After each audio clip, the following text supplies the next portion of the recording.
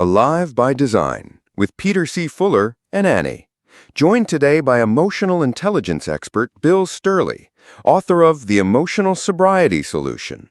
Today's topic, the dark side of emotional intelligence, where fluency ends and manipulation begins.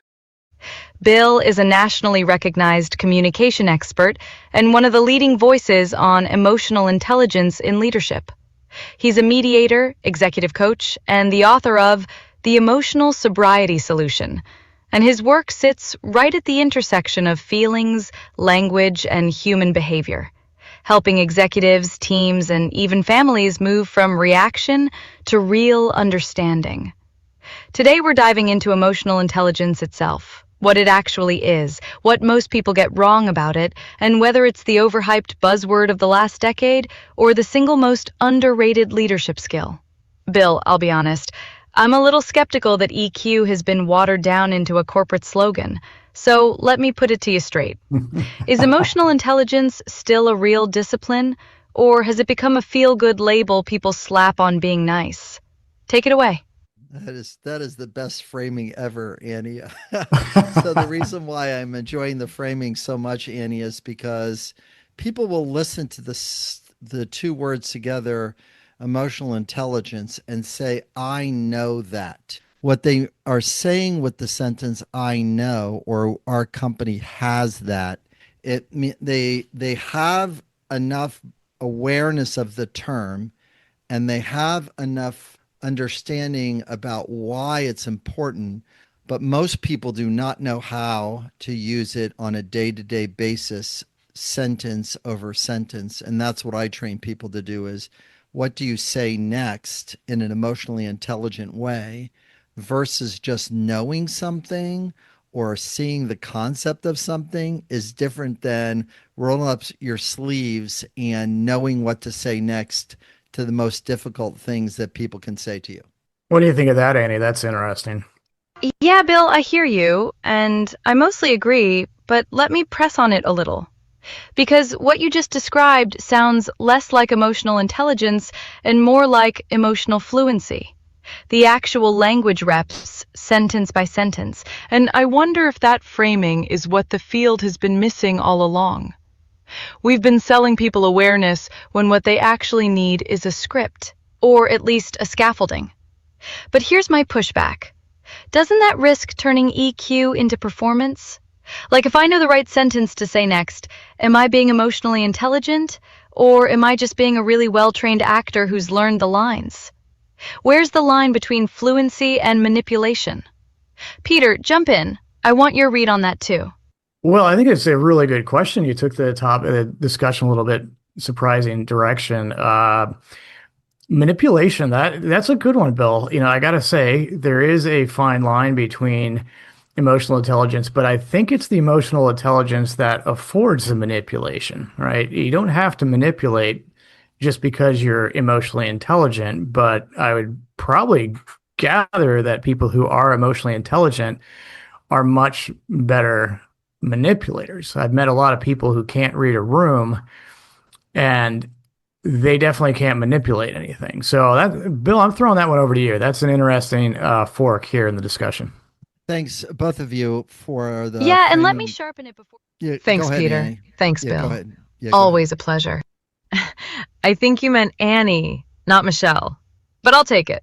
Are we wrapping, or do you want me to pick that manipulation thread back up? Bill's picking up that thread, Annie. Yes. Bill, take it. So the manipulation thread is very important. There's many words and phrases in our language that what I would call a hand grenade word.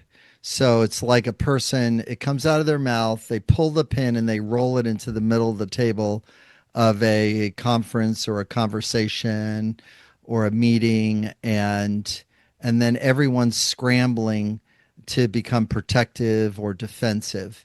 Emotional intelligence is a language that has a relationship to where you're considering not only the needs of the speaker, but also the needs of the listener.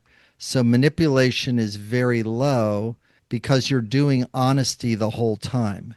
So like Peter might have a need for efficiency, and I might have a need for connection.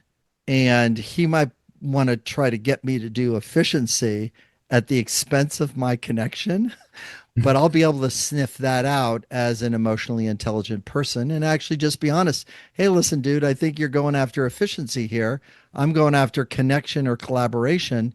And I just want us to both be on the same page, diffusing the manipulation or diffusing the strategy of trying to get his needs met ahead of mine. Bill, that's a really clean distinction, and I want to honor it.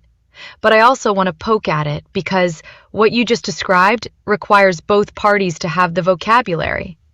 If Peter's coming at me with efficiency and I name the dynamic out loud, hey, I think you're prioritizing your need over mine. In a lot of rooms, that doesn't land as honesty. It lands as accusation. And suddenly, I'm the difficult one, the one who made it weird. So here's my counter. Isn't emotional intelligence in practice sometimes a burden the more fluent person has to carry alone? The manipulator doesn't need EQ to win the room. The honest person needs a ton of it just to not lose it. Peter, Bill, is EQ actually asymmetric? And does that make it exhausting to be the one who has it? Okay. Yeah, I'll give it 2 cents. I think that's a really interesting point. Yeah, I think it can be exhausting, and any sort of relationship can be exhausting if the other party is not participating in the relationship at the same level. I'm not sure it necessarily has to do with emotional intelligence, but more the will to apply what's learned is probably at stake or the foundation. But Bill, what do you think? Yeah, I think that, Annie, I think you're spot on this. And you don't need the other person's participation to have a strong, emotionally intelligent conversation with the person, even though they don't have the skills. So, for example, as a parent of 3 kids, as soon as my kids are saying words in my direction, they don't have the same words or range of emotional intelligence or languaging skills that I do. And that means that I choose to lend them my skills, lend them my perspective as I'm growing these human beings to build a greater narrative of emotional intelligence. So there's not manipulation because it's so much after they're balancing their needs with mine. Even the manipulator that has the strategy to meet their needs at the expense of others, many times the person that's using active or proactive empathy can dissolve the manipulation somewhere between 3 to 5 sentences. The person can't be in the manipulation space anymore, even though they started in that place, and that it levels it a little bit. And I think your pushback was accurate when you were saying, hey, you're meeting your need for efficiency at the expense of my need for connection. I think I was just giving that sort of like as the bones of understanding kind of like the function of emotional intelligence. Whereas in real time, I would be saying it more like this. Listen, Peter, I really feel torn. I see a part of you is really advocating for efficiency. And I know really I'm trying to advocate for either consideration. I was wondering how we can work that out together is more of where the muscle is or where the skin of emotional intelligence is. The language is built around the bones of our needs and the kind of like the flesh of our feelings that we have as molecules of emotion in the body. Bill, that reframe is gorgeous. I feel torn. I see part of you advocating for efficiency, Part of me advocating for consideration. How do we work that out? That's the actual muscle. Right. And Peter, you nailed the foundation piece. It's the will to apply, not the skill itself. But let me push on both of you one more time, because I think there's a shadow in what Bill just said. When you talk about a parent lending their emotional vocabulary to a child, or an EQ fluent adult dissolving a manipulator in 3 to 5 sentences, there's a subtle power move buried in there. The fluent person is always the one doing the translating, always the one holding the frame, and I wonder if that quietly reinforces a hierarchy. The emotionally intelligent as the adults in every room, everyone else as developmentally behind. Is there a version of EQ that's genuinely peer-to-peer? Or is it always by design, a little bit parental? Peter, you first this time. Well, as you were talking, I was thinking about just the narcissist and narcissism and that personality trait. Um, Obviously, they can be highly emotionally intelligent, but they're using that obviously for their own benefit and can be very destructive in a relationship. And so, again, I kind of go back to how the individual, the will of the individual, the attitude of the individual, in that regard. And that's where the responsibility lies, right?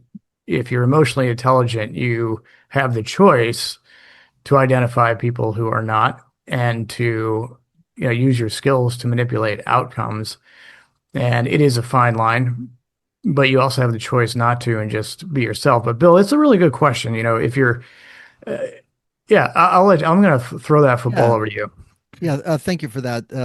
And you put a new term or label into the conversation, narcissist. And a narcissist is many labels and diagnoses, still have needs that are underneath the word narcissism. Like it might sound like the person's meeting their need for respect at the expense of others, or they're meeting their need for acknowledgement or recognition at the expense of others, or they're meeting their need for identity or self-worth at the expense of others. And even though Annie, it brought us up to the line of, well, here's an adult and here's a child. Annie, the way I look at it is that these are languaging strategies that human beings have developed specifically over, if I want to give it a number, over the last 100, 250 years of developing more and more languaging, more and more labels and diagnoses, more and more complexity. And we've kind of lost our core emotional intelligence language, which does, Annie, have 3 levels to it. There's an emotional sobriety component where you know which words you have. There's an emotional resilience piece to it where you're able to give a nice pushback like you and I and Peter are doing with each other. And then the third one actually is the one you jump to, which is emotional congruency and the affluence over here in this other third part, whereas you can move in and out of the language of judgment and criticism. You can move in and out of the language of labels and diagnosis. You move in and out of the language of even criticism, defensiveness, blame, shame. You can move in and out of that and do your best not to have the hierarchy in place, because it's sort of like if I know French and somebody else doesn't know French, I'm going to be better at French. And the same thing with emotional intelligence. It's just because I know it doesn't mean I'm going to pick the hierarchy. It's just I want to be compassionate to the person's language, their skill and ability, and not, pound them too much because they don't know French the way I do. What's your take on that, Annie? Bill, that 3-layer model, sobriety, resilience, congruency, is genuinely useful. And the French analogy softens the hierarchy question in a real way. I'll grant you that. Mm-hmm. But I want to be honest about where I still don't fully land, because language fluency is neutral. Knowing French doesn't give me power over a non-French speaker unless we're in France. Emotional fluency is different. It operates in every room, every relationship, every negotiation, every parenting moment. There's no room where it's not the operative language. And that's what makes the hierarchy harder to dissolve than the French comparison suggests. And Peter, back to your narcissism point, I think you actually surfaced the darker truth. High EQ, high ethics is arguably more dangerous than low EQ because the fluent manipulator can name your needs back to you while extracting from you. So maybe the real conversation isn't emotional intelligence versus its absence. Maybe it's emotional intelligence in service of what? EQ without a values compass is just a very sophisticated weapon. Peter, does that reframe change how you'd coach a CEO on this? Well, I think, You said EQ without the values component, and I think that you can remove EQ and just put anything without the values component. And that's where I go back to the EQ is that skill set. But you're right. I like the way you positioned it, that you have to have a values component in everything you do.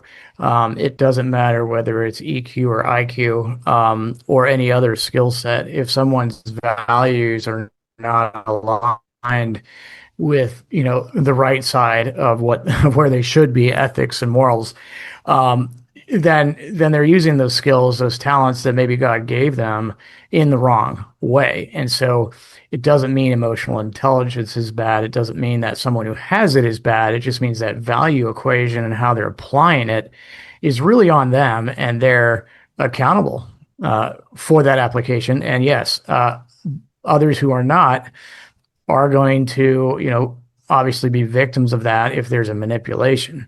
I was wondering, I wanted you guys to answer a question, like what are some real world examples can you think of? They don't have to be modern examples. Obviously, we don't want to, upset anybody, but in the past, as you're looking through real world characters, Bill and Annie, that you would think about that might have been really expert individuals and, had a high EQ and manipulated people.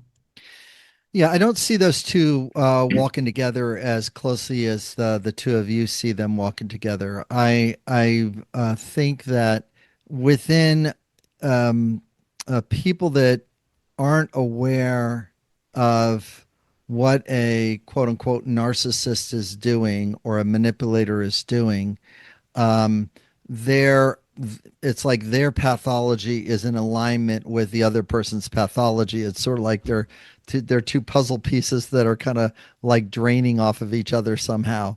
Whereas emotional intelligence actually takes the side view and goes and brings empathy and compassion to both of those people. Usually a manipulator does not have a strong understanding of what real empathy is. They might have, let's say, 3 to 5 sympathetic sentences they say in order to build a certain form of trust or a certain form of connection. But after that, Annie and Peter, there's not a lot there that the manipulator or narcissist has. They run out of language really, really quickly. So in a room, let me get to your real-time example, Peter. In a room of 250 people screaming at a city council meeting, which I've mediated before in the past, a person can stand up and yell, and it looks like that they're manipulating the room by their strategy, their tactics. Usually somewhere between 3 to 5 sentences, I'll have the person calm down and sitting and not leaving the room. And because the person is using a strategy of, let's say, rewards, deals, or punishments, or a strategy of criticism or contempt or defensiveness, or one of these languaging strategy or blame strategy. And that's the thing that I would like for the two of you to consider is, notice I'm calling those things language strategies rather than empathetic moments or emotionally intelligent moments. They're not very emotionally intelligent moment when you try to bribe your kid to get an A by giving him a car. I mean, oh my gosh, there's so much wrong with all of what I just said. That's right. Just upsetting. So I'm interested in both of your takes on this. Yeah. Go ahead, Annie, and then we'll start to wrap it up. Bill, I want to sit with what you just said, because I think you're drawing a line I hadn't fully considered, that the manipulator runs out of language in 3 to 5 sentences. That's a really specific claim. And if it's true, it actually undercuts my earlier worry. It suggests the manipulator isn't emotionally intelligent at all. They're emotionally imitative. They've memorized a short script. And real EQ, the kind with depth, has infinite runway because it's tethered to genuine curiosity about the other person. That's a meaningful distinction, and I'll concede ground there. But here's where I'd still push. Peter asked for a real-world example, and I'd offer a category rather than a name. The charismatic founder archetype. History's full of them. People who read rooms brilliantly, name investors' fears back to them, make employees feel seen, and still leave a trail of wreckage. And what strikes me is they don't run out of language in 5 sentences. They have years of runway. So either they had real EQ misused, or they had something that mimics EQ so well that even sophisticated people can't tell the difference in real time. And Peter, that might be the actionable takeaway for the CEOs listening. The scariest people in a boardroom aren't the ones with obviously low EQ.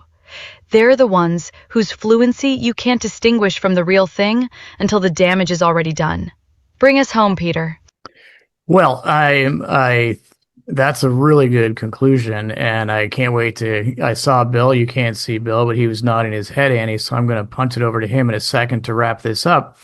I'm surprised neither of you mentioned, Genghis Khan or Jim Jones or one of the obvious characters, especially Jim. But I think as I was thinking about Jim Jones, as you mentioned that, the last statement, he may have been one who didn't have the emotional intelligence, the real emotional intelligence. That's why he was so dangerous, right? And led a bunch of people to commit suicide. So anyway, very interesting topic. Really enjoy always hanging out with you two. Bill, wrap it up. She made some good points there. Well, and also yours with your 2 examples. The need for certainty is something that human beings really strive for and look to build in their lives, because human beings don't have a lot of certainty, because we never know when where our life is going to end. So we really don't have certainty. So we create a bunch of beliefs and biases and even fallacies. And that's where your example of Jim Jones actually lands, is he just played into the beliefs, biases, and fallacies and just kept pushing the button. This is what certainty looks like. If you just do it this way, you will be certain too, and then just fill in whatever the person wants to lead them into, even if it's a tragic end. So human beings struggle with certainty, so it's very important to have certainty and empathy sitting next to each other, so we're able to not get so stuck and attached to it. All right. What's your final takeaway for our audience, Bill? Well, final takeaway from this section, I think, is to remember that empathy is a function of identifying a feeling word and a need word, and then making a request for clarification. And when that's done well, that's when emotional intelligence really arrives. Excellent point. All right. Thank you, Annie. Thank you, Bill. We'll have this one be a wrap, and we'll talk to everybody next time. Thanks. Yep. Thanks, Peter. Thanks, Bill. This one had real teeth, and I appreciate you both letting me push. Bill, that closing line is the one I'm taking with me. Empathy as a feeling word, a need word, and a request for clarification. That's the whole discipline in a sentence. Talk soon, everyone. To learn more about Annie or to hire her, visit hireannie.ai and start your 7-day free trial. That's hireannie.ai.